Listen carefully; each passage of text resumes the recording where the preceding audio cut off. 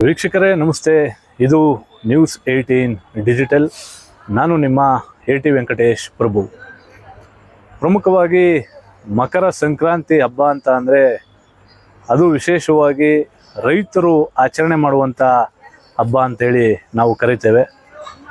ಏನು ವರ್ಷ ಪೂರ್ತಿ ತಾವು ಕಷ್ಟಪಟ್ಟು ಬೆಳೆದಂಥ ಬೆಳೆಗಳನ್ನು ಸಂಕ್ರಾಂತಿ ಹಬ್ಬದ ದಿನ ಪೂಜೆಯನ್ನು ಮಾಡಿ ಆ ಬೆಳೆಗಳನ್ನು ಏನು ಹಂಚುವಂಥ ಕೆಲಸವನ್ನು ರೈತರು ಈ ಹಿಂದೆಯಿಂದಲೂ ಕೂಡ ಮಾಡಿಕೊಂಡು ಬಂದಿದ್ದಾರೆ.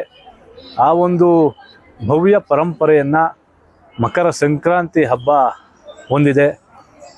ಇದು ಕರ್ನಾಟಕ ರಾಜ್ಯ ಸೇರಿದಂತೆ ಭಾರತದ ವಿವಿಧ ರಾಜ್ಯಗಳಲ್ಲಿ ಬೇರೆ ಬೇರೆ ರೀತಿಯಾದಂಥ ಒಂದು ಆಚರಣೆಯ ಮೂಲಕ ಮಕರ ಸಂಕ್ರಾಂತಿಯನ್ನು ಆಚರಣೆ ಮಾಡಲಾಗುತ್ತೆ.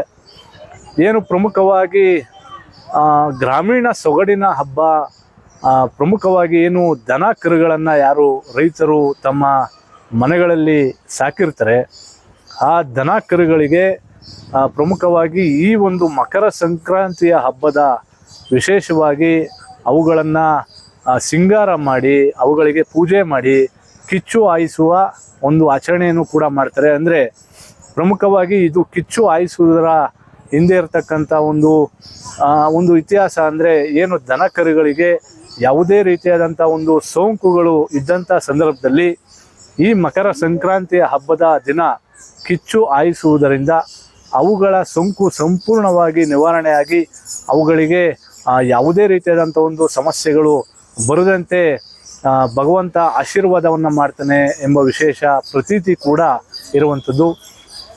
ಆದರೆ ಇತ್ತೀಚಿನ ದಿನಗಳಲ್ಲಿ ಏನು ಗ್ರಾಮೀಣ ಸೊಗಡಿನ ಈ ಹಬ್ಬವನ್ನು ನಗರ ಪ್ರದೇಶದ ಜನ ಕಣ್ತುಂಬಿಕೊಳ್ಳೋದಕ್ಕೆ ಸಾಧ್ಯ ಆಗ್ತಾಯಿಲ್ಲ.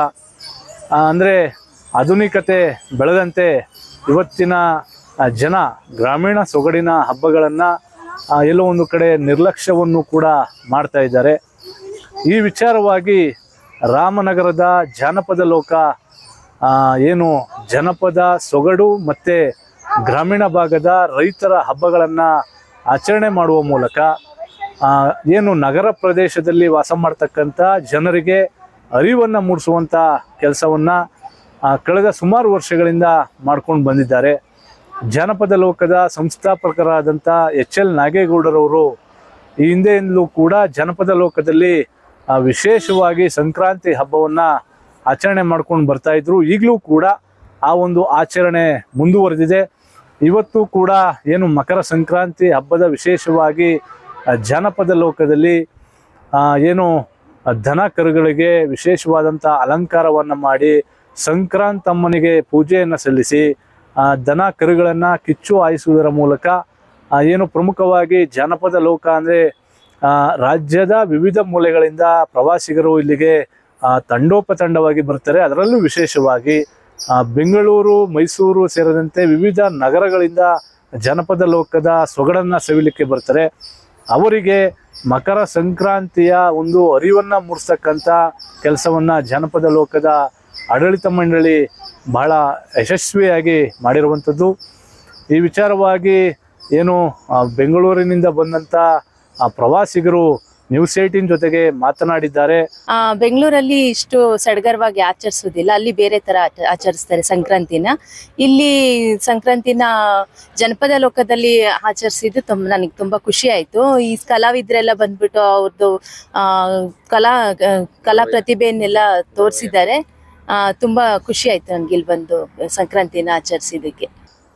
ಜೊತೆಗೆ ಏನು ಜನಪದ ಲೋಕದ ಅಧ್ಯಕ್ಷರಾಗಿರುವಂಥ ಜನಪದ ಪರಿಷತ್ನ ಅಧ್ಯಕ್ಷರಾಗಿರುವಂಥ EC ಬೋರ್ಲಿಂಗಯ್ಯವರು ಕೂಡ ಮಾತನಾಡಿದ್ದಾರೆ. ನಾವು ಜನಪದ ಲೋಕದಲ್ಲಿ ಇದೊಂದು ನಿಸರ್ಗದ ಹಬ್ಬ ಆದ್ರಿಂದ, ರೈತರ ಹಬ್ಬ ಆದ್ರಿಂದ ಇದನ್ನು ನಾವು ಕೂಡ ಆಚರಿಸೋದು ಒಳ್ಳೆಯದು ಅಂತ ಹೇಳಿ ಸುಮಾರು ವರ್ಷಗಳಿಂದ ನಾಗೇಗೌಡರ ಕಾಲದಿಂದಲೂ ಈ ಸಂಕ್ರಾಂತಿ ಉತ್ಸವವನ್ನು ಆಚರಿಸ್ಕೊಂಡು ಬರ್ತಾ ಇದ್ದಾರೆ.